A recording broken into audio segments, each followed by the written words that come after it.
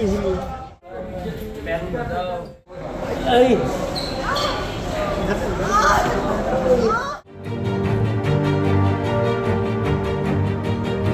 वही खबरों में आगे बढ़ते हैं। आपदा और आपातकालीन जैसी स्थिति से निपटने के लिए शासन और प्रशासन द्वारा समय समय पर तैयारियां और उसका पूर्वाभ्यास किया जाता है। इसी को देखते हुए 1 अगस्त को दिल्ली के विभिन्न इलाकों में एक ऐसी आपातकालीन स्थिति से निपटने के लिए मॉक ड्रिल की गई। इस मॉक ड्रिल के लिए ऐसे स्थानों को चयनित किया गया जहां बड़ी संख्या में लोगों की आवाजाही देखने को मिलती है। मसलन मार्केट, मॉल, सरकारी कार्यालय, हॉस्पिटल तरीके कुछ ऐसी ही तस्वीरें दिल्ली के रोहिणी इलाके में देखने को मिली। दरअसल रोहिणी सेक्टर 22 में स्थित अग्रसेन इंटरनेशनल हॉस्पिटल में एक मॉक ड्रिल का आयोजन किया गया। अग्रसेन इंटरनेशनल हॉस्पिटल में आयोजित इस मॉक ड्रिल में एक काल्पनिक दृश्य को दर्शाया गया, जिसमें अस्पताल की इमारत में एक हिस्से में ढहने और उसके बाद आग लगने की सूचना मिली। इसी सूचना के आधार पर इस अस्पताल में मॉक ड्रिल की गई। इस अस्पताल को आपदा के रूप में लेते हुए सभी संबंधित विभागों को अलर्ट किया गया और तत्काल राहत एवं बचाव कार्य शुरू किया गया।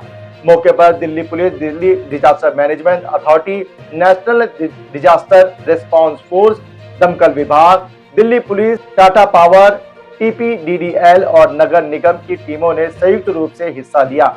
इस मॉक ड्रिल में 8 लोगों के घायल होने की सूचना मिली, जिनको तुरंत नजदीकी अस्पताल में प्राथमिकता चिकित्सा और उपचार के लिए भेजा गया। इस पूरे अभ्यास के दौरान सभी एजेंसियों ने अपने अपने दायित्वों की कुशलता पूर्वक निभाया।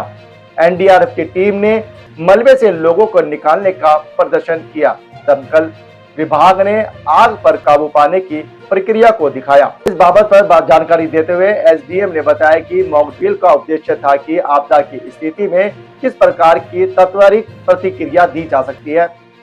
इसके अलावा NDRF के अधिकारियों ने बताया कि उन्हें जैसे ही सूचना मिली, NDRF की टीम मौके पर पहुंची और राहत बचाव कार्य शुरू किया गया। देखिए, मॉक ड्रिल के अंदर कुछ ना कुछ स्टिमुलेट किया जाता है। यहाँ जो स्टिमुलेशन की गई है वो एक बिल्डिंग कोलैप्स की गई, जिसके अंदर कुछ लोग इंजर्ड थे, और साथ में फायर की भी। तो क्योंकि एक हॉस्पिटल है, तो हॉस्पिटल में एक बड़ी क्रिटिकलिटी होती है कि आपको फायर भी बुझानी है, इंजर्ड को भी रेस्क्यू करना है, लेकिन उसके साथ साथ जो यहाँ की एसेंशियल सप्लाईज हैं, जिसके अंदर ऑक्सीजन है, इलेक्ट्रिसिटी है, क्योंकि यहाँ पे ICU वार्ड भी होता है जिसमें लोग वेंटिलेटर्स पे होते हैं, या इंक्यूबेटर्स होता है जिसमें बच्चे जो है इंक्यूबेटर में होते हैं, तो वो भी हमें इंश्योर करना होता है। तो हमने एक डुअल एक्सरसाइज करी है कि रिलीफ रेस्क्यू के साथ साथ जो एसेंशियल यहाँ पे सर्विसेज हैं उसमें कोई बाधा ना पड़े, खासकर ऑक्सीजन सप्लाई 24/7 रहे, इलेक्ट्रिसिटी नॉन स्टॉप रहे। तो ये हमारे एक डुअल एक्सरसाइज यहाँ पर हुई है। कैजुअलिटी इंसिडेंट स्टार्ट हुआ है 9:36 में और ये ऑलमोस्ट 1 घंटे तक चला है। उस 1 घंटे के अंदर हमने 8 लोगों को, जो कैजुअलिटी थे, उसके अंदर कुछ बर्न विक्टिम्स थे। बर्न विक्टिम्स को हमने बड़ा ये इंश्योर किया कि जो नियरेस्ट हॉस्पिटल है वो वहाँ ना जाएं, क्योंकि उस हॉस्पिटल में बर्न वार्ड नहीं था। ये इंश्योर किया कि जहाँ बर्न हॉस्पिटल है उसे वहाँ शिफ्ट किया जाए। तो जो हमारे 2 बर्न विक्टिम थे वो हमने BSA भेजे, और बाकी जो क्रिटिकल इंजर्ड थे वो दूसरे हॉस्पिटल्स में, जो हमारे डेजिग्नेटेड हॉस्पिटल थे, वहाँ भेजे।